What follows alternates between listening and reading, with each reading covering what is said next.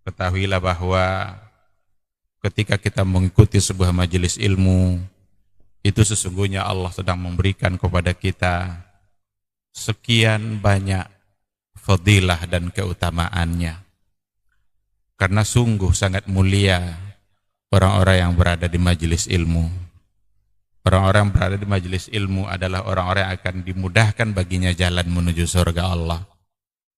Dalam hadis dikatakan oleh Rasulullah sallallahu alaihi wasallam, "Man salaka tariqan yaltamisu fihi ilman, sahalallahu lahu tariqan ilal jannah."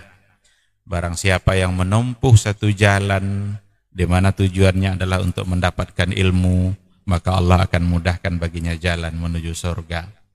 Surga itu perlu iman, dan mendapatkan surga itu perlu ilmu. Maka di majelis ilmu lah kita bisa menumbuhkan iman kita, dan di majelis ilmu lah kita bisa mendapatkan ilmu pengetahuan. Maka sering-seringlah menghadiri majelis yang bisa menambah iman kita dan juga bisa menambah ilmu, agar surga Allah itu benar-benar semakin dekat dengan kita bersama.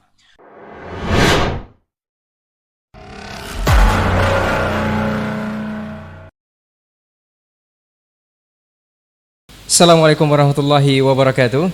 Bismillah, salatu wassalamu ala rasulillah sallallahu alaihi wasallam wa ba'd. 91,1 FM Radio Robani merajut ilmu dan peradaban, generasi Robani dan pemirsa KMTV dimanapun Anda berada. Alhamdulillah, kita bersyukur kepada Allah Subhanahu wa Ta'ala untuk kesempatan malam hari ini. Kita kembali dimudahkan untuk berjumpa di Pondasi Podcast Dakwah Islami. Salawat dan salam kepada Nabi Muhammad sallallahu alaihi wasallam. Kita mohonkan selawat ini tersambungkan selalu kepada seluruh keluarga, kepada para sahabat, juga kepada orang-orang yang senantiasa istiqomah tentunya di atas ajaran sunnah-sunnah beliau hingga hari kiamat kelak. Baik, generasi Rawani, pemirsa KMTV juga sahabat Pondasi, alhamdulillah untuk kesempatan malam hari ini sudah sampai kita di Pondasi episode kelima untuk malam hari ini. Dan alhamdulillah kita sudah kedatangan narasumber, guru kita yang sangat luar biasa. Kita akan membahas sebuah tema yang selalu penting untuk dibicarakan mengenai kecerdasan. Cerdas dalam beragama. Ini seperti apa? Nanti kita akan bahas tuntas bersama guru kita, Ustadz Dr. Helmi Basri LCMA Hafizahullah Ta'ala. Kita sapa dulu beliau. Assalamualaikum Ustadz. Assalamualaikum warahmatullahi wabarakatuh. Sehat Ustadz? Alhamdulillah. Alhamdulillah. Tapi Ustadz, kita membahas sebuah tema yang sangat penting, yaitu cerdas dalam beragama, Ustaz. Iya, betul. Yang pertama mungkin generasi Robani juga pemirsa KMTV yang ingin tahu adalah cerdas itu apa? Kemudian Muslim cerdas itu adakah, Ustaz? Atau bagaimana Islam mendefinisikan sebuah kecerdasan yang Allah karuniakan kepada setiap manusia? Apakah itu semua manusia bisa cerdas atau seperti apa? Fadhal, Ustaz. Baik. Bismillahirrahmanirrahim. Alhamdulillah wassalatu wassalamu ala Rasulillah wa ala alihi wa sahbihi wa mawalah. Ikhwati fillah, para pendengar dan para pemirsa dimanapun berada, alhamdulillah pada malam hari ini kita kembali diberikan kesempatan oleh Allah Subhanahu wa Ta'ala untuk membahas sebuah tema, yaitu seputar kecerdasan, cerdas di dalam beragama. Tema kecerdasan ini tentu saja akan menjadi sesuatu yang sangat penting karena dia berhubungan langsung dengan bagaimana kita mengamalkan agama. Itulah sebabnya taklif itu hanya bagi orang-orang yang berakal. Artinya bagi orang-orang yang memiliki kecerdasan gitu. Tidak akan ada hukum nanti bagi orang yang tidak berakal. Tidak akan ada hukum bagi orang yang akalnya tidak sempurna. Maka anak kecil, orang gila, bahkan orang yang sedang tidur, itu semua adalah orang-orang yang ada persoalan pada akal. Orang gila akalnya yang memang tidak sehat, anak kecil akalnya yang belum sempurna, orang tidur akal dan kesadarannya yang sedang tidak berfungsi. Orang-orang itu semua tidak ada pembebanan hukum. Artinya ketika dia tidak punya akal atau tidak punya kecerdasan, maka hukum tidak bisa dibebankan kepada dia. Akan ada banyak hal nanti kita temukan dalam Islam ini bahwa hukum itu memang harus dibebankan kepada yang berakal. Kenapa harta itu kalau ada anak yatim belum boleh diberikan harta kepada anak yatim sampai nanti dia umur di mana dia sudah memiliki kecerdasan. Transaksi-transaksi dalam Islam, dalam muamalah Islam itu selalu saja dikaitkan dengan akal. Maka anak kecil tidak dibolehkan untuk melakukan itu. Nah, ini semua menggambarkan bahwa kecerdasan dan akal di dalam Islam memang merupakan sesuatu yang sangat urgen untuk kita pahami. Maka dikarenakan oleh hubungannya adalah dengan bagaimana kita beragama, maka kita harus cerdas dalam beragama. Dan persoalan akal seperti yang kita katakan tadi, di dalam kajian Islam itu masuk dalam kategori ad-daruriyatul khamsah, hifdzul akal. Apapun perbuatan-perbuatan yang bisa merusak akal dan merusak kecerdasan itu akan menjadi sesuatu yang dilarang oleh agama. Karena kalau akalnya yang sudah rusak, maka akan rusak pula pelaksanaan agama dia. Lalu kalau seandainya mau kita coba tanya, siapa itu muslim yang cerdas? Tentu saja nanti akan ada banyak poin yang bisa kita sampaikan. Di antaranya adalah muslim yang cerdas itu adalah mereka yang akalnya selalu dibimbing oleh wahyu. Dan orang muslim yang cerdas itu adalah orang yang kalau dia berbuat orientasinya selalu saja akhirat. Maka jika kita lihat hadis Rasulullah Sallallahu Alaihi Wasallam, Rasul itu pernah memberikan sebuah definisi untuk kecerdasan, di mana kecerdasan yang dimaksud oleh Nabi itu di luar apa yang dirumuskan oleh para psikolog hari ini. Orang-orang yang merumuskan cerdas itu bagaimana gitu kan. Ternyata Nabi dalam hadisnya pernah mengatakan, dia berkata, al-kayyisu man dana nafsahu wa amila lima ba'dal maut. Orang yang cerdas itu adalah man dana nafsahu. Di antara makna dana ini adalah ista'bada. Orang-orang yang mampu menundukkan, menaklukkan, mengatur hawa nafsunya. Jadi dia mampu menundukkan, mengalahkan, memperbudak hawa nafsunya sendiri. Jadi bukan dia yang diperbudak oleh hawa nafsunya. Itu akan sangat kebalikan sekali. Jadi muslim yang cerdas, orang yang selalu berpatokan kan kepada akhirat. Wa amila lima ba'dal maut. Lalu dia kalau beramal, dia berbuat, selalu saja berbuat lima ba'dal maut. Bagi atau untuk sesuatu nanti setelah mati.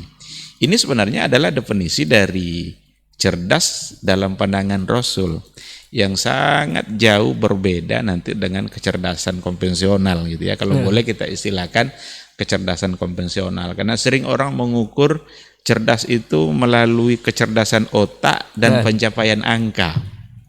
Ini yang sering dilakukan. Akan dipuji-puji lah nanti seorang anak itu sebagai orang yang cerdas kalau matematikanya 10 umpamanya. Mahasiswa akan dianggap cerdas kalau IPK-nya 4 umpamanya. Jadi ada pencapaian angka, itu yang jadi standar. Ternyata Rasul mendefinisikan kecerdasan itu bukan dengan pencapaian angka, tetapi adalah bagaimana angka-angka itu berpengaruh bagi kehidupan dia.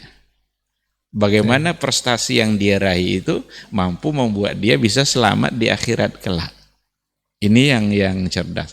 Berarti akal yang harus dibimbing selalu oleh syariat. Akal yang harus selalu dibimbing oleh wahyu Allah. Itulah muslim yang cerdas. Artinya kalau seandainya berhadapan nanti antara akal dengan wahyunya atau antara wahyu dengan akalnya, dia akan pasti mengedepankan wahyu. Dia tidak mengikuti apa yang menjadi keinginan akal dan hawa nafsunya, tapi dia lebih mengedepankan kepada wahyu. Orang muslim yang cerdas itu juga adalah orang yang berbuat selalu berdasarkan kepada ilmu. Selalu berdasarkan kepada ilmu yang benar, yang datang dari pemahaman yang benar juga. Apalagi nanti kalau seandainya sudah berhubungan dengan sesuatu yang gaib. Kalau sudah berhubungan dengan sesuatu yang gaib, Yang gaib itu kan tidak ada yang tahu kecuali Allah. La ya'lamul ghaiba illallah. Tidak ada yang tahu yang gaib itu kecuali Allah Subhanahu wa taala. Kalaulah saya ini tahu hal-hal yang gaib, kata Rasul, lastaksartu minal khair. Jadi Rasul pun mengaku bahwa dia tidak mengetahui apa yang gaib. Hal-hal yang gaib yang disampaikan oleh Nabi itu semua adalah sesuatu yang datang dari wahyu dari Allah Subhanahu wa taala. Tidak mungkin Nabi menyampaikan apa yang akan terjadi atau apa yang terjadi sebelumnya, jauh pada masa sebelumnya, kan gaib itu. Tapi Nabi tak akan pernah mungkin bisa dia untuk menyampaikannya kecuali berdasarkan kepada wahyu. Nah, jadi baik dalam persoalan amal, dalam persoalan keyakinan, hal-hal yang gaib, ini memang tidak akal kita tidak bisa mengetahui hal yang seperti itu begitu saja. Oleh karena itu, disitulah dipentingkan ketundukan akal kita kepada wahyu. Dan orang yang cerdas dalam beragama adalah ketika keberagamaannya itu selalu didasari oleh wahyu, didasari oleh dalil-dalil yang ada, bukan hanya didasari oleh perasaan-perasaan, oleh dugaan-dugaan, oleh mimpi-mimpi yang dia tafsirkan sendiri. Itu bisa saja tidak masuk dalam kategori cerdas dalam artian yang dikatakan oleh Rasulullah Sallallahu Alaihi Wasallam. Itu disclaimer untuk antum semua. Kalau kita berbicara dalam konteks agama, saya cerdas dalam beragama sesuai dengan topik ataupun judul yang kita bahas. Kalau sudah diterangkan tadi muslim cerdas itu adalah yang bisa menuntun akalnya lewat wahyu tadi secara global. Kemudian di mana kecerdasan dalam beragama ini bisa kita peroleh, Ustaz? Karena ada orang yang dalam proses belajar mengajar pun ternyata tidak bisa mengamalkan agama itu secara baik, atau bahkan setelah proses belajar ada juga orang yang memperoleh kepintaran atau kecerdasan itu tidak belajar, Ustaz, tapi bisa pintar katanya. Ada juga yang peroleh dari mimpi seperti yang Ustaz bilang tadi, dari mimpi. Setelah mimpi berbicara seolah-olah seperti seorang cerdas dan diikuti oleh banyak orang. Ini seperti apa, Ustaz? Iya, baik. Kecerdasan itu tentu saja berdasarkan kepada ilmu. Nah, dan ilmu itu cara mendapatkannya adalah dengan belajar, dengan talabul ilmi. Itulah sebabnya di dalam Islam ini masalah menuntut ilmu ini mendapatkan tempat yang luar biasa. Bahkan dalam sebuah hadis disamakan oleh Rasulullah menuntut ilmu itu dengan jihad fisabilillah. Man kharaja min baitihi, siapa yang keluar dari rumahnya tujuannya adalah untuk talabul ilmi, fahuwa fisabilillah hatta yarja, maka dia adalah sedang berjuang di jalan Allah sampai nanti dia kembali. Maka caranya adalah dengan menuntut ilmu. Dan kalau kita kembalikan pula kepada apa yang pertama yang diturunkan oleh Allah Subhanahu wa taala, itu di antara poin yang ada pada ayat pertama turun itu sesungguhnya adalah pada persoalan ilmu. Iqra bismi rabbikal ladzi khalaq, khalaqal insana min 'alaq. Maka tidak ada cara lain selain daripada ilmu. Dimintalah kita untuk belajar. Dimintalah untuk memiliki ilmu. Ilmu apa?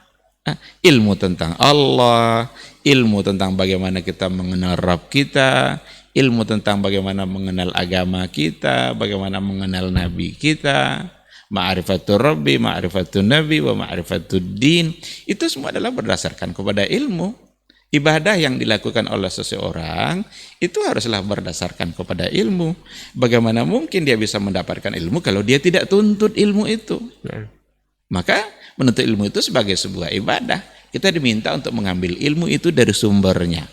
Kita ambil ilmu itu benar-benar dari sumbernya yang asli, dan dari orang-orang yang mengambil dari sumbernya yang asli. Tidak ada cara lain. Adapun mendapatkan ilmu dengan berkhayal, bertafa di bukit mana, merenung atau berdasarkan kepada mimpi, barangkali tidak kokoh dasar keilmuannya. Apa Ustaz? Mungkin ilmu laduni, Ustaz. Ada enggak? Ada orang yang menafsirkan ilmu laduni semacam sesuatu yang tiba-tiba diberikan oleh Allah Subhanahu wa taala. Itu dalam hal apa dulu? Ilmu laduni dalam hal apa dulu? Barangkali mungkin ada semacam firasat umpamanya. Inna firasatal mu'min tanzuru binurillah.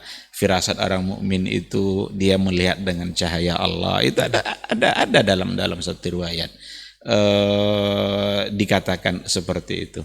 Tapi kalau sudah berhubungan dengan persoalan agama, bagaimana kita beragama, apa yang harus kita laksanakan dalam agama ini tidak cukup dengan ilmu-ilmu laduni seperti itu.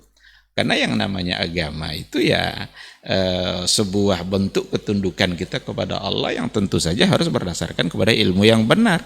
Yang dalam hal ini adalah wahyu Al-Quran dan Sunnah. Dan apa-apa yang bisa dipahami dari Quran dan Sunnah itu dan metode yang benar. Kan seperti itu. Nah, oleh karena itu kita mengajak semua kita umat Islam, mari sama-sama kita tingkatkan semangat belajar kita agar kita menjadi orang yang cerdas di dalam beragama. Dan Rasulullah Shallallahu Alaihi Wasallam itu adalah al-muallimul akbar. Guru besar itu sebenarnya adalah Rasulullah Shallallahu Alaihi Wasallam. Bahkan kata-kata guru besar mungkin masih belum cocok untuk Rasul karena terbayang oleh orang guru besar yang lain gitu kan. Tapi Rasul itu adalah al-muallimul awwal bagi umat Islam kita, umat Nabi Muhammad ini. Dialah yang menjadi guru utama, menjadi sang maha guru di dalam menyampaikan ilmu. Oleh karena itu, yang harus kita tuntut itu adalah ilmu yang memang diajarkan oleh Rasulullah Sallallahu Alaihi Wasallam atau pengetahuan yang memang dasarnya adalah apa yang telah menjadi dasar pengajaran Rasul dulu, yaitu Al-Quran dan Sunnah Rasulullah Sallallahu Alaihi Wasallam. Saya Ustaz, banyak berkembang saat ini Ustaz. Mungkin sudah rahasia umum Ustaz ya, sudah bisa dilihat. Karena perkembangan zaman dan teknologi juga, jadi penyampaian ilmu atau penyampaian dakwah itu bebas diakses oleh semua kaum muslimin. Nah, warawiri kesalahan yang terjadi dalam penyampaian itu bahkan dari orang-orang yang notabene-nya dianggap cerdas, Ustaz. Apakah ini memang cerdas secara pandangan Islam tadi seperti yang kita jelaskan? Dan apabila terdapat itu tidak sesuai dengan agama Islam atau sesuai yang dijelaskan tadi, apakah itu boleh diluruskan, Ustaz? Iya. Nah, kalau seandainya ada sebuah kesalahan yang memang nyata kali itu sebagai sebuah kesalahan, maka kewajiban kita adalah untuk meluruskan. Orang-orang yang tahu kalau itu sebagai sebuah kesalahan, lalu dia mendiamkan, tidak meluruskan, itu sama dengan syaitanul akhras, sama dengan syaitan bisu. Nampak dia itu sebagai sebuah kesalahan dan nyata atau terang dia salahnya itu, maka harus disampaikan gitu, tidak boleh dibiarkan agar kesalahan itu tidak berkembang lebih luas gitu. Dan menyampaikan itu berarti mendakwahkan kepada al-haq. Dulu Rasulullah Shallallahu Alaihi Wasallam diutus di tengah-tengah kaum jahiliyah itu untuk merubah berbagai kesalahan yang memang nyata-nyata salah. Ada yang menyembah patung, ada yang menyembah banyak Tuhan. Datanglah Nabi untuk meluruskan. Karena itu sebagai sebuah kesalahan, maka Nabi datang untuk meluruskan. Meluruskannya dengan apa? Dengan wahyu. Dengan apa yang diturunkan oleh Allah Subhanahu wa taala. Ketika para ulama itu adalah sebagai warasatul anbiya, pewaris para nabi, berarti pewaris para nabi ini juga punya fungsi yang sama. Jadi fungsi Rasul dalam merubah kesalahan itu pindah kepada tangannya para ulama. Maka ulama-ulama yang mengetahui bahwa itu sebuah kesalahan, jelas itu sebagai sebuah kesalahan, maka dia berkewajiban untuk menyampaikannya. Namun memang ini nanti akan ada semacam dalam agama ini kan ada sesuatu yang nyata-nyata jelas sebagai sebuah kemungkaran. Kesyirikan itu sebagai sebuah kemungkaran gitu kan, karena itu bertentangan dan pondasi dalam beragama, di mana tauhid itu sebagai pondasi yang harus dibina lebih awal, harus dibangun secara kokoh dan tidak boleh mensyirikkan Allah itu dengan sesuatu apapun kan. dengan meskipun dengan malaikat yang paling dekat dengan Allah, dengan nabi yang diutusnya, tidak boleh untuk disirikkan. Jadi ketika ada kesirikan maka mesti disampaikan. Namun ada hal-hal nanti yang barangkali masuk dalam kategori persoalan ibadah, di mana dalam masalah ibadah ini memang perlu juga dipahami secara baik. Ada hal-hal yang disepakati, ada hal-hal yang tidak disepakati. Seandainya kesepakatan itu ada, oke. Kalau yang menyimpang dari kesepakatan, maka wajib untuk diluruskan. Wajib untuk disampaikan. Kalau ada orang bilang sholat itu sekarang wajibnya cuma 3 kali.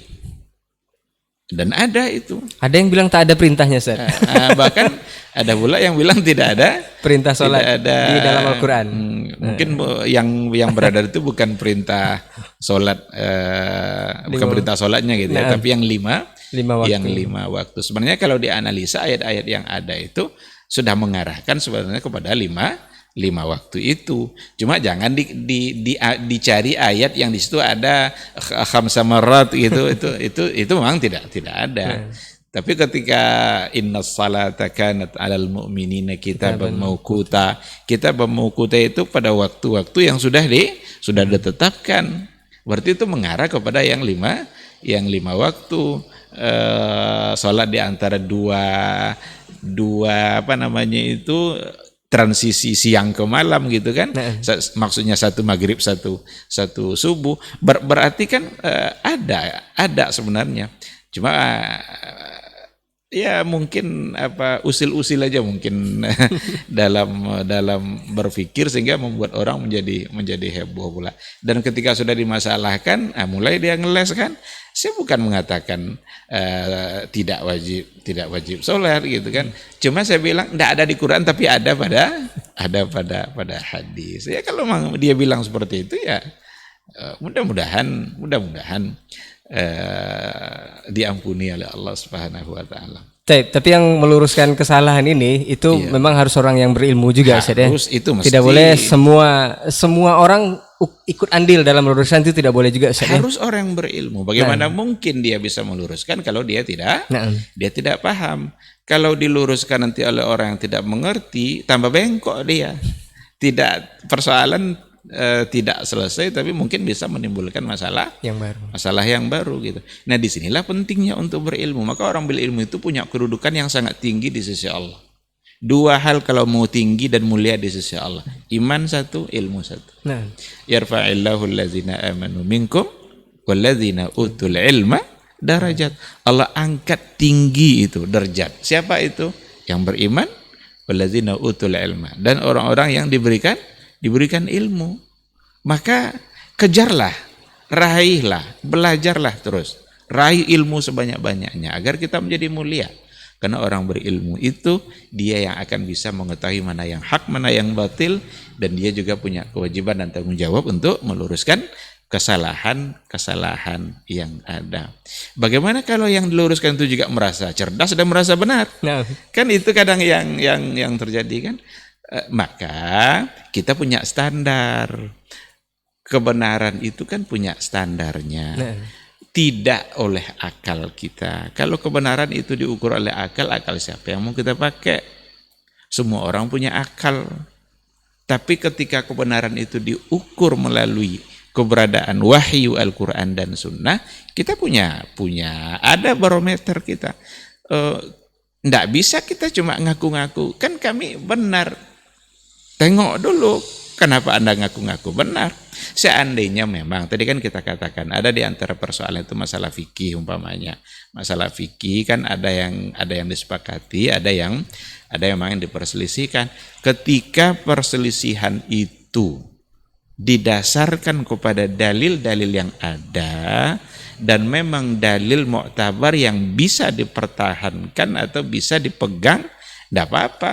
Itu memang tidak akan bisa disatukan itu sampai kapanpun itu. Karena masing-masing punya dalil gitu.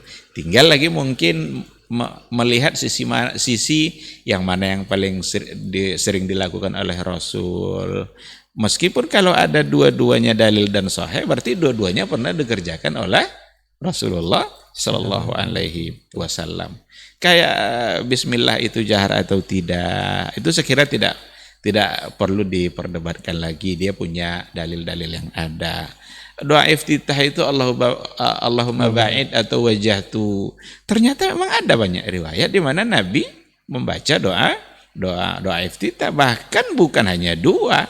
Kalau kita baca riwayat yang disampaikan dalam bukunya Fikih Sunnah, bukunya Said Sabiq, itu ada banyak riwayat sekali tentang doa iftitah gitu. Nah, jadi kalau memang berdasarkan dalil oke. Tetapi yang ndak khilafiyah itu jangan khilafiyahkan gitu. Nah. Ini kadang ndak ada dalilnya, ndak ada dia punya alasan kecuali hanya dengar-dengar dari orang-orang dahulu saja tanpa ada sedikit pun bisa mengemukakan dalil. Kalau sudah seperti itu, ya otomatis cerdaslah dalam beragama. Disinilah perlu kecerdasan dalam beragama. Siapa itu? Orang yang akalnya selalu tunduk kepada wahyu, tunduk kepada Quran dan Sunnah. Jelas ini tidak ada dalilnya. Ini yang ada, dan dalil yang ada ini menyalahi apa yang dikerjakan. Ya udah, kenapa tidak mau meninggalkan? Cerdas dalam beragama seperti itu. Jadi dia akan siap meninggalkan. Tengok Umar bin Al-Khattab. Contoh Umar bin Al-Khattab itu kan sangat cerdas dalam beragama. Semua orang yakin Rasul sudah wafat. Umar bilang enggak katanya. Jangan coba-coba bilang Rasul wafat. Rasul ini sama seperti Nabi Musa, dipanggil oleh Allah 40 hari nanti balik lagi. Tapi ketika Abu Bakar membacakan ayat wa ma Muhammadun illa rasulun qad khalat min qablihi rusul, Abu Bakar membacakan ayat itu, Umar tidak sadarkan diri, lalu kembali siuman sadar, dia merubah keyakinan awalnya. Oh iya, Rasul wafat. Jadi ketika sudah ada dalil, tunduk dia pada dalil. Ini cerdas ini.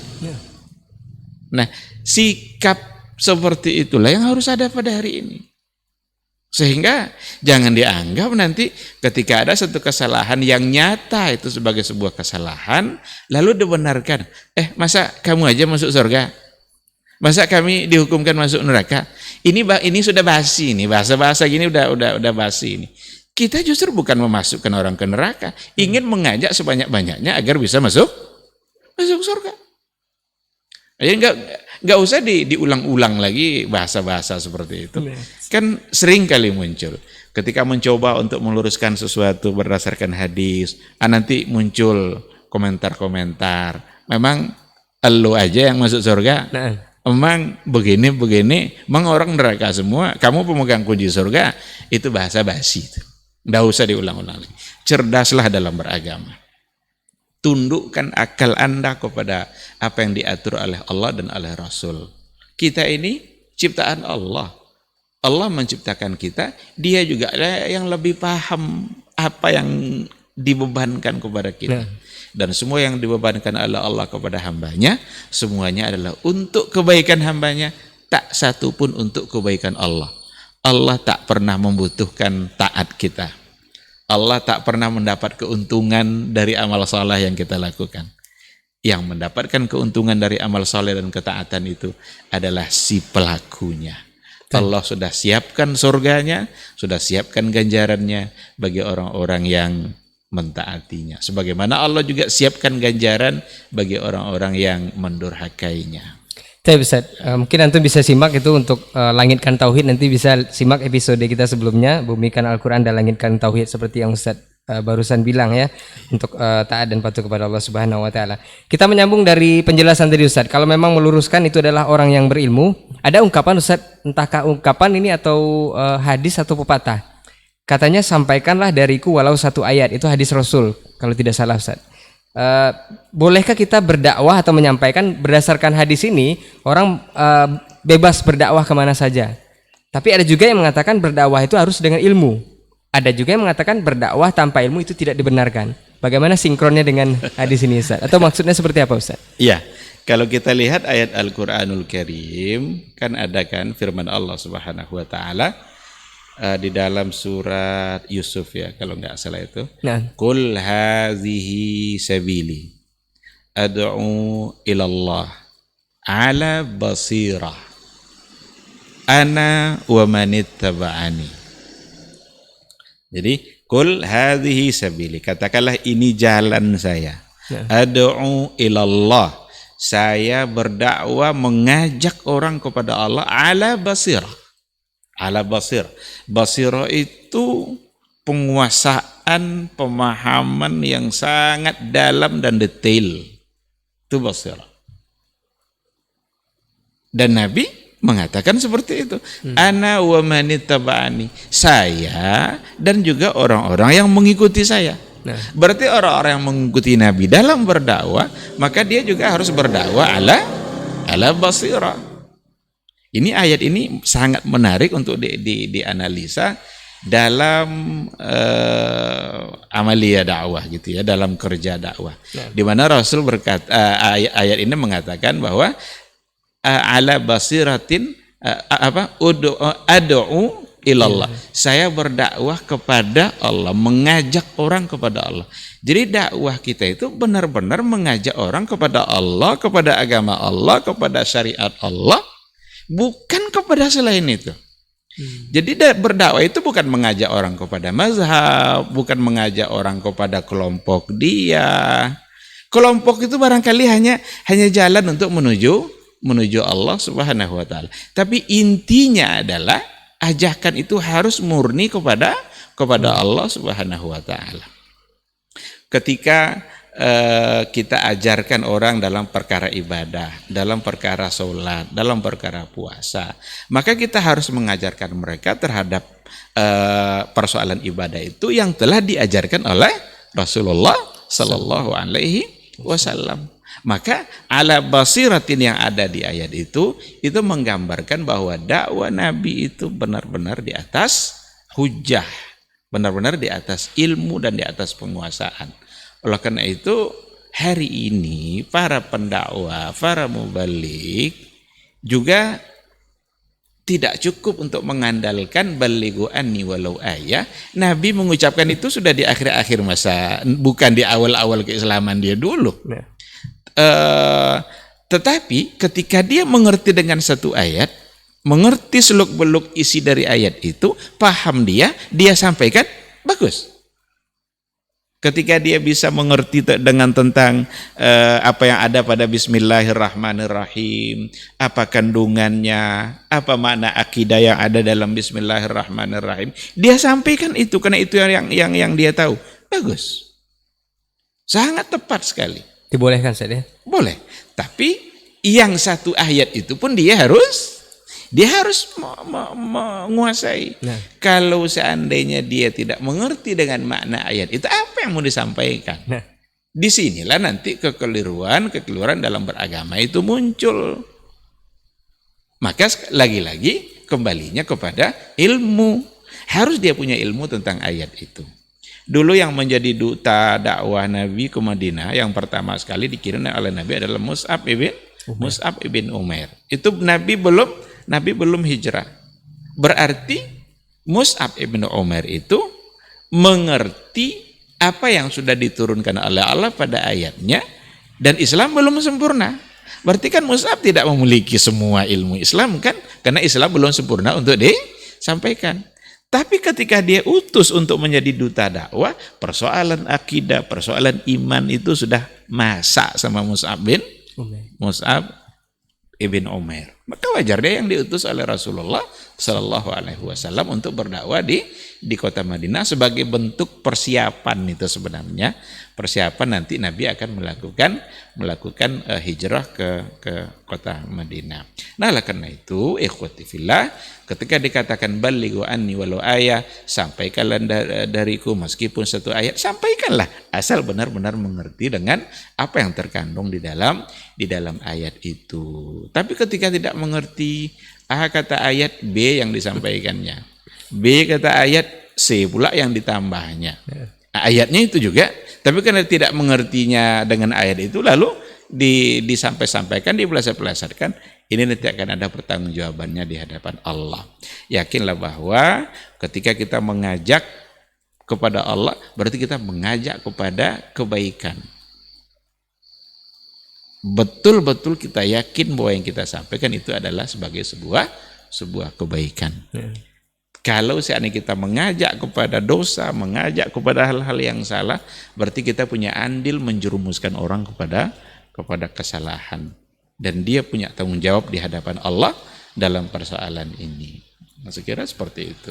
Tapi Ustaz, berbicara tentang cerdas dalam beragama, untuk antum generasi Robani juga pemirsa KMTV, ada teori yang mengatakan bahwa seseorang itu jika bisa menyeimbangkan 3 konsep ini, ada yang namanya IQ, IQ, kemudian SQ, intelligence quotient, spiritual, kemudian juga emosional. Ini konsep seperti ini, apakah Al-Quran juga berbicara atau agama kita juga berbicara, Ustaz? Atau ada diterangkan dalam Al-Quran? Iya, Nah, Ustaz. betul. Jadi ada kecerdasan spiritual, ada kecerdasan emosional gitu ya, dan ada kecerdasan intelektual. Ini secara teori ya bisa saja orang menganggap itu teori baru kan. Tetapi agama kita sendiri jauh sebelumnya. 14 abad yang lalu Al-Quran sudah membimbing bagaimana kita punya kecerdasan spiritual, kecerdasan emosional, kecerdasan intelektual, itu ada. Bahkan ibadah-ibadah yang kita lakukan itu, perintah-perintah agama dalam persoalan ibadah itu semuanya menuju yang 3 ini. Saya ambil contoh puasa umpamanya. Ibadah puasa, kalau kita baca ayat-ayat puasa dari 183 sampai 187. Ya kan? Itu tentang puasa itu, kutiba alaikumusiyam. Itu kalau dipahami baik-baik, sesungguhnya tujuan puasa itu yang 3 ini nih. Maka ada di situ di antara ayat itu ada yang la'allakum tattaqun, kan kutiba alaikumusiyam kama kutiba alal ladzina min qablikum la'allakum tattaqun. Nanti kalau diteruskan ke bawah ada lagi la'allakum tashkurun, agar kamu bisa bersyukur. La'alla itu dalam ilmu nahwu itu disebut dengan harf litaraji. Harapan yang memang mungkin untuk dicapai. Harapan, Allah mengharapkan, Allah menginginkan dengan ibadah puasa itu la'allakum tattaqun, agar dia bertakwa. Allah juga mengharapkan, menginginkan dari ibadah puasa itu la'allakum tashkurun. Karena itu masih ayat-ayat puasa itu. Di bawahnya lagi ada lagi la'allahum yarsudun. Yarsudun itu rasada yarsudu rusdan, itu cerdas, intelektual itu. Jadi tatakun ini sebenarnya spiritual, bagaimana ketakwaan jiwa dia dibangun oleh ibadah puasa. Orang saat berpuasa lebih dekat kepada Allah daripada tidak berpuasa. La'allakum tashkurun itu, syukur itu hanya bisa dilakukan oleh orang-orang yang cerdas emosional. Syukur dan sabar itu sesungguhnya konsep kecerdasan emosional. Orang-orang yang emosinya terkendali lah yang mampu bersyukur. Bahkan saat musibah pun dia bisa bersyukur. Cerdas apalagi itu? Emosional mana lagi yang lebih tertata gitu. Jadi ditata oleh agama ini kecerdasan emosional kita. Maka Rasul bilang begini, kalau kamu sedang berpuasa, ada orang ngajak kamu untuk berantem. Apa kata Rasul? Qul inni sha'im. Ucapkan saja, saya sedang berpuasa. Kok saya sedang berpuasa? Orang ngajak berantem nih. Ngajak berantem itu kan persoalan emosi itu kan. Cukup katakan inni sha'im. Ini menggambarkan bahwa puasa benar-benar akan mengontrol emosi.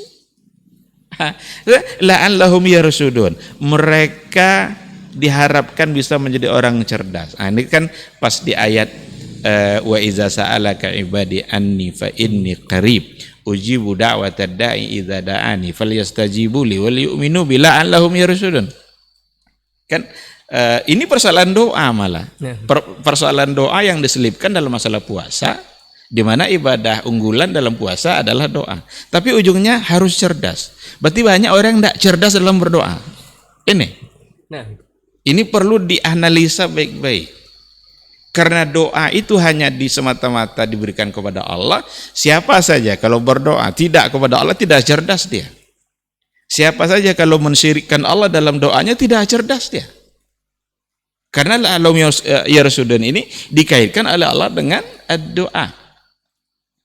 Jika ada hambaku bertanya tentang saya, bilang inni qarib, saya dekat.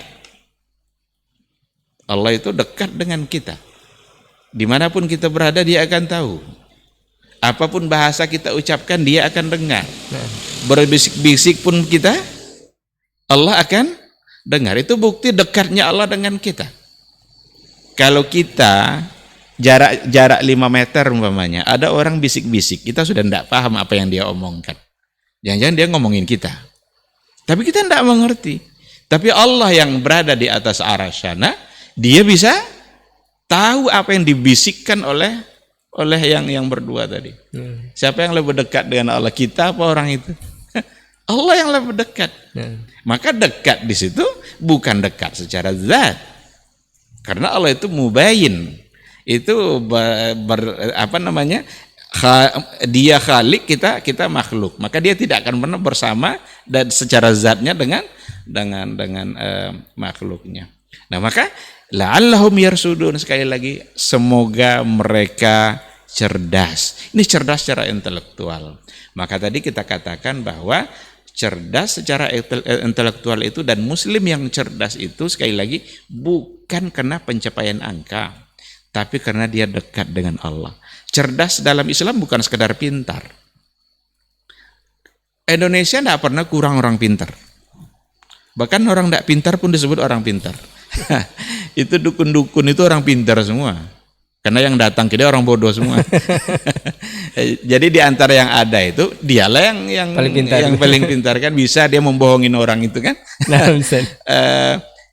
Indonesia tidak pernah kurang orang pintar itu. Yang kurang itu orang cerdas yang akalnya dibimbing wahyu. Orang cerdas yang benar-benar dia memberikan ketundukannya kepada agama Allah, kepada aturan Rasul. Itu yang kurang. Maka bagaimana pintar itu tidak sekedar pintar, tetapi kepintaran di mana akal dia harus dibimbing oleh wahyu. Maka la'allahum yarsudun itu cerdas, mereka bisa membedakan mana yang halal, mana yang haram, mana yang hak dia, mana hak orang lain, mana milik anak yatim, mana milik dia, mana milik masjid, mana milik pribadi. Jangan sama. Itu orang cerdas. Ya. Tapi kalau tidak bisa lagi dia membedakan uang nak yatim uang dia juga, milik masjid jadi milik dia juga, ini sesungguhnya adalah orang yang sangat tidak cerdas di sisi Allah Subhanahu wa taala. Itu baru puasa itu. Kalau kita ambil haji itu 3 ini tujuannya ini. Takwa juga, sabar. Haji coba. Bagaimana kita dibimbing untuk sabar menghadapi berbagai hal yang dilaksanakan, dan juga cerdas dalam artian yang tadi. Kita dalam melaksanakan ibadah haji itu, kecerdasan kita dibuktikan nanti dengan bagaimana kita mengerjakan manasik haji benar-benar sesuai dengan yang diajarkan oleh Rasul. Khudhu anni manasikakum. Ambil dari saya cara haji kalian. Jangan ambil cara haji dari yang lain. Sehingga kalau seandainya dia tidak tunduk lagi kepada cara Nabi, dia tidak cerdas. Maka ketika kita mengukur semua sikap dan tindakan serta amal-amal yang kita lakukan, kita coba ukur, ini cocok tidak dengan yang diajarkan oleh Nabi. Kalau itu yang kita lakukan, berarti kita cerdas. Jadi untuk antum milenial mungkin yang baru hijrah atau yang baru saja melihat kita di podcast ini, ternyata konsep yang digadang-gadang oleh orang luar, Aiki, Eski, dan Iki ini sudah dibicarakan oleh kitab suci atau panduan kita dalam beragama, yaitu Al-Quranul Karim. Ternyata ada semuanya, Ustaz, ya. Betul. Masya Allah, tabarakallah. Tapi Ustaz, kita lanjut ke permasalahan berikutnya, Ustaz. Kalau memang konsep yang 3 ini sudah ada, sudah dibicarakan oleh Al-Quran, bahkan ibadah-ibadah yang diperintahkan semuanya mengandung ketiga unsur tadi, sehingga kita menjadi seorang muslim yang cerdas. Nah, ini ada yang mengatakan kalau kecerdasan tertinggi itu, Ustaz, adalah bisa kita dekat dengan Allah dan memiliki karomah, Ustaz. Karomah dalam arti bisa diperlihatkan dengan berbagai keajaiban yang terlihat oleh mata telanjang. Bahkan sekarang ini, mohon maaf, ini ada yang mengatakan kalau orang cerdas itu Ada yang mengatakan orang cerdas itu mengatakan kalau ada hal-hal yang tidak masuk akal, Ustaz, seperti nanti di kemudian hari kita akan bisa melihat berbagai fenomena yang terjadi di film-film. Seperti di film-film ada yang bisa terbang, Ustaz, ada yang tahan pedang atau seperti ini seperti apa ini fenomena seperti ini, Ustaz? Apakah memang masuk kecerdasan juga atau bagaimana? Iya, la ilaha illallah. Jadi kalau dikatakan bahwa di antara bentuk kecerdasan itu ketika kita mengenali Allah, itu betul.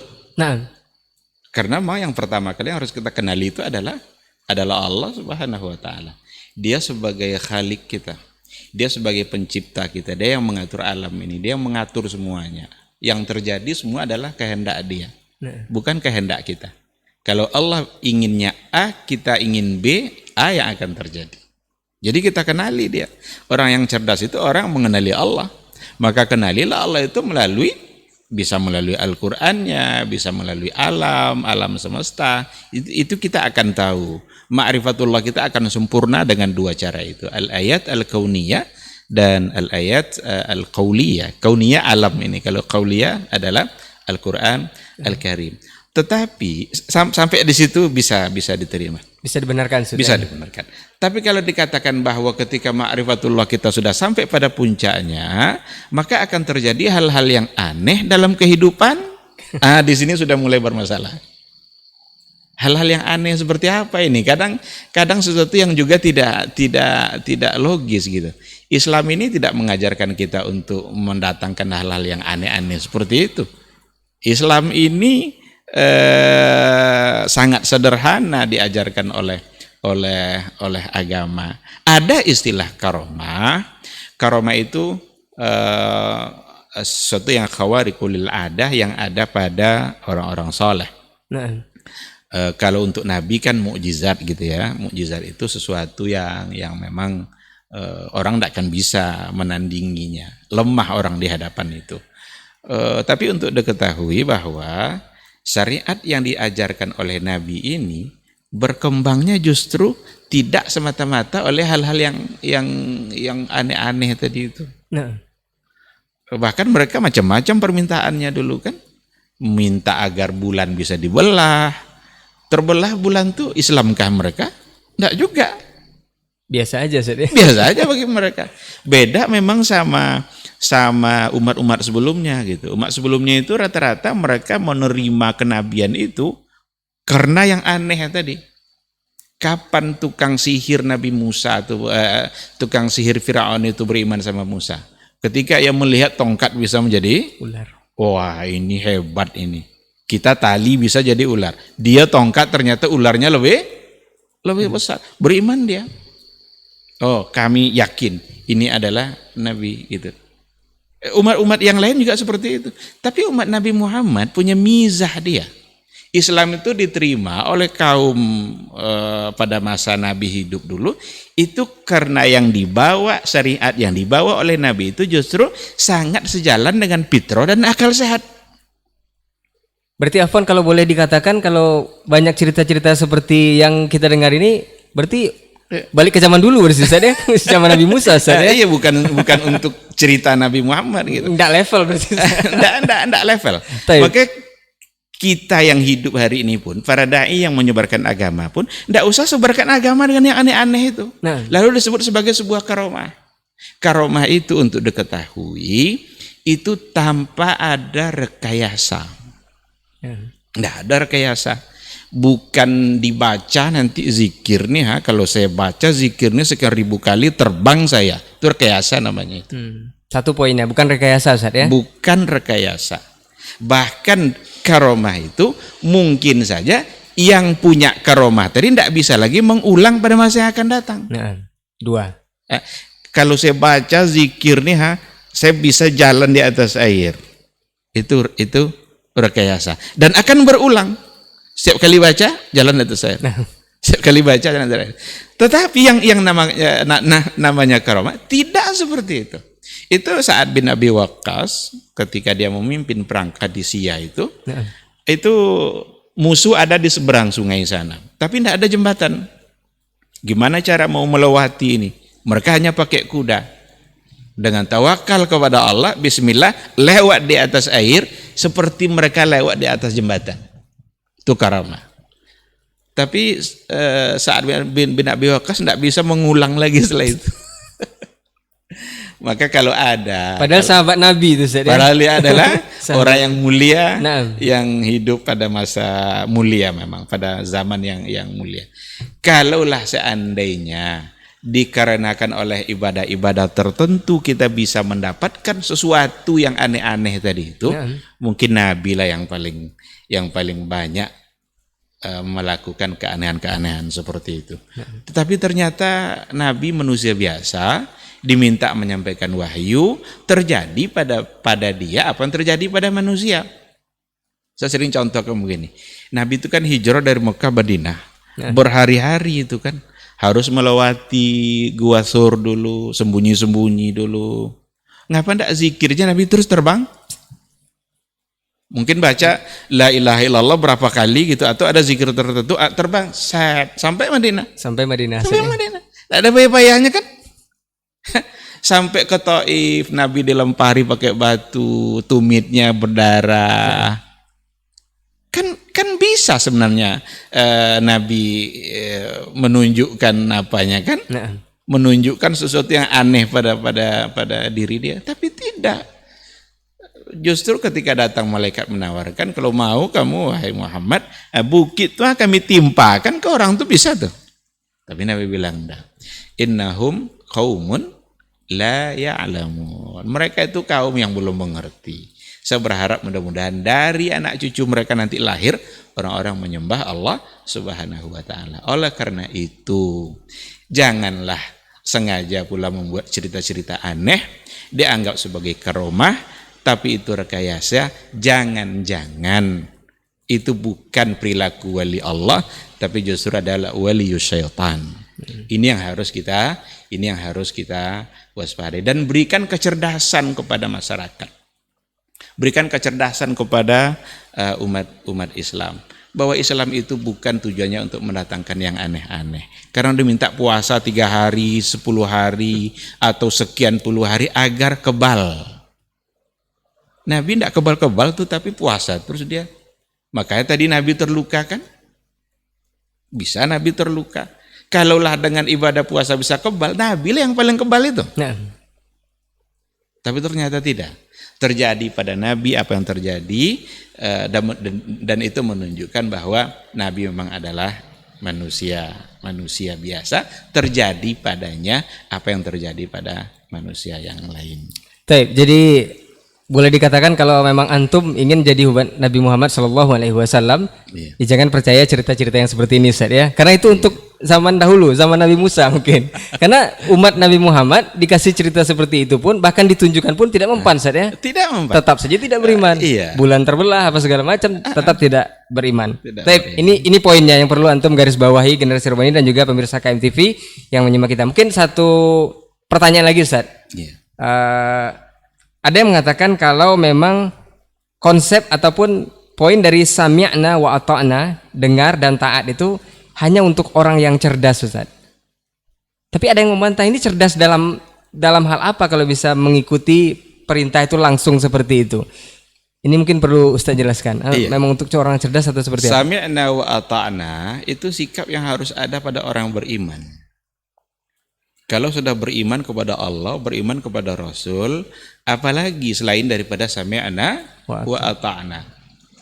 Ketika agama sudah menetapkan bahwa apabila sudah zawal di siang hari, berarti kalian wajib zuhur. Sami'na wa ata'na. Apabila kalian punya harta, sampai nisabnya, sampai haulnya, bayar zakat itu. Umat Islam sikapnya apa? Sami'na wa ata'na. Maka sami'na wa ata'na itu sikap yang di dalamnya menunjukkan kecerdasan seseorang. Nah, Iya kan? Maka coba kalau melaksanakan haji, apa yang pertama yang diucapkan oleh orang-orang berhaji dalam lafaz ihramnya itu nanti? Talbiyah kan? Labbaik Allahumma labbaik. Apa arti labbaik? Labbaik itu kalau orang-orang Arab kadang kalau kita panggil, ayahnya manggil anaknya, anaknya bilang labbaik. Berarti panggilan tadi dijawab, dikabulkan, diterima. Nah sekarang yang manggil Allah. Apalagi di hadapan panggilan Allah dan Rasul itu selain daripada sami'na wa ata'na. Maka orang yang kalau tidak ada semangat sami'na wa ata'na berarti dia tidak cerdas. Dia jahil. Bahkan dia mendurhakai Allah. Ketika terbit fajar di waktu subuh, kalian harus sholat subuh. Tapi dia bilang sami'na wa asaina. Inilah orang-orang jahiliyah dulu. Sami'na wa asaina. Kami dengar dan kami durhakai. Maka orang jahiliyah orang yang tidak cerdas, kufur dia. Orang mukmin, orang beriman kepada Allah, orang yang memiliki kecerdasan yang sangat tinggi, maka dia katakan sami'na wa ata'na. Di hadapan semua aturan Allah, sesungguhnya orang cerdas itu akan mengatakan sami'na wa ata'na. Taib. Jadi memang sudah sangat jelas kalau memang konsep cerdas dalam beragama ini memang seluruh panduannya ada dalam Al-Quran. Seluruh apa yang antum inginkan itu konsepnya ada dalam Al-Quran, termasuk kecerdasan tadi. Taib, satu pertanyaan pamungkas Ustaz sebelum kita tutup ini Ustaz. Silakan. Dan insya Allah kita akan berlanjut dengan podcast selanjutnya. Ini fenomenal sekali, bahkan ini dibicarakan di forum-forum nasional Ustaz. Bahkan diundang oleh notabene yang punya kekuasaan di negeri kita. Baru-baru ini ada yang orang yang dianggap cerdas, bahkan sudah berprofesor atau doktor kalau saya tidak salah, dan ditokohkan itu berkata dalam sebuah forum nasional Islam itu katanya belum sempurna Ustaz. Salah satu poin yang disampaikan di sana, saling banyak poin-poin, salah satu yang ditangkap adalah Islam belum sempurna dan tidak akan pernah sempurna. Ini seperti apa Ustaz? Apakah ini memang cerdas juga Ustaz? Nah, saya kira tidak cerdas, tapi pintar. Pintar mengakali agama. Pintar dia menggiring orang kepada pemahaman yang tidak benar. Ketika Allah Subhanahu wa taala mengatakan al-yauma akmaltu lakum dinakum. Apa yang sempurna di sini? Kan dinakum. Dinakum itu apa? Kan itu yang dibawa oleh Nabi. Hari ini telah aku sempurnakan agama kamu. Bukankah yang sempurna di sini agama? Lalu tiba-tiba dia mengatakan yang sempurna itu Nabi yang sudah selesai sempurna mengerjakan tugasnya. Tapi Islam tidak akan pernah sempurna karena tidak ada yang sempurna di dunia ini. Inilah yang pintar mengakali tadi itu. Diberikan oleh Allah dia akal, tapi akalnya tidak tunduk kepada apa yang dikatakan oleh Allah. Berarti tidak cerdas. Pahami baik-baik. Jelas agama sudah dikatakan sempurna. Maka dia sebagai agama terakhir. Al-Quran itu sebagai kitab yang terakhir, maka juga Al-Quran sebagai kitab yang sempurna untuk menyelesaikan berbagai persoalan. Tidak semua masalah ada dalam Al-Quran, tapi semua hukum ada dalam Al-Quran. Kalau bicara halal haram, bicara boleh tidak boleh, mungkin tidak semua masalah disebutkan dalam Quran, tapi yakinlah semua hukum ada dalam Al-Quran. Maka diperlukan banyak orang-orang yang mengerti metode bagaimana istinbat hukum. Karena istinbat hukum itu kan artinya mengeluarkan hukum yang tidak nampak pada nas kan. Ada hukum yang nampak langsung pada nas, tapi itu sedikit. Kutiba alaikumus syiyam nampak langsung hukumnya. Kutiba alaikumul qisas nampak langsung hukumnya. Tapi ada banyak ayat yang tidak nampak hukum tetapi bisa diistimbat. Istimbat itu artinya istikhraju al-ahkami minal khafa. Mengeluarkan hukum dan hukum itu tersembunyi tidak nampak pada nas. Perlu ada orang-orangnya. Orang-orang inilah yang harus dilahirkan dalam setiap generasi. Mereka orang-orang diberikan kemampuan oleh Allah menguasai kaidah-kaidahnya, kaidah usul, kaidah fikih, kaidah bahasa. Bagaimana mereka bisa beristihad dalam mengeluarkan hukum. Jadi tetap saja merujuk kepada Al-Quran dan Sunnah. Maka sudah sempurna Islam itu.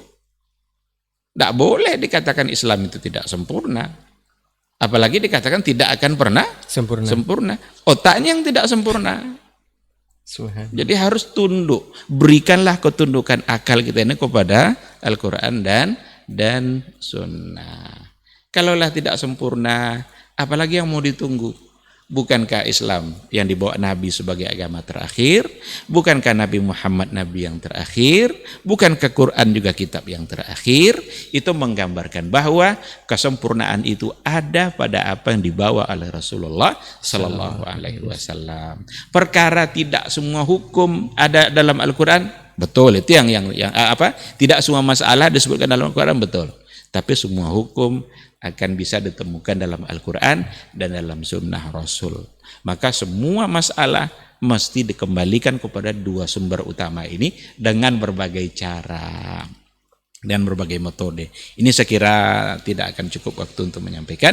Mungkin bisa kita ambil waktu khusus untuk membicarakan bagaimana metode di dalam mengistimbatkan hukum, dan agar kita paham bagaimana Quran itu bisa memberikan solusi untuk semua persoalan. Baik, jadi boleh kita ambil kesimpulan Ustaz, kalau memang ingin menjadi orang cerdas, ikut Al-Quran dan Sunnah Rasulullah Sallallahu Alaihi Wasallam.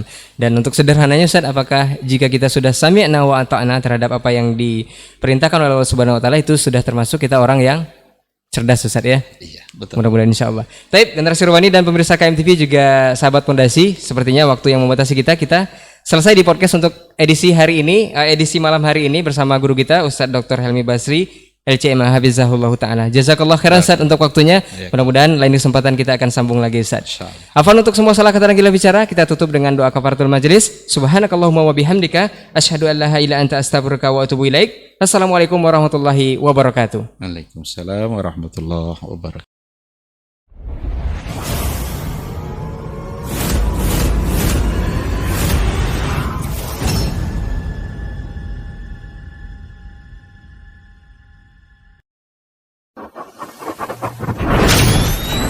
Robbani, merajut ilmu dan peradaban.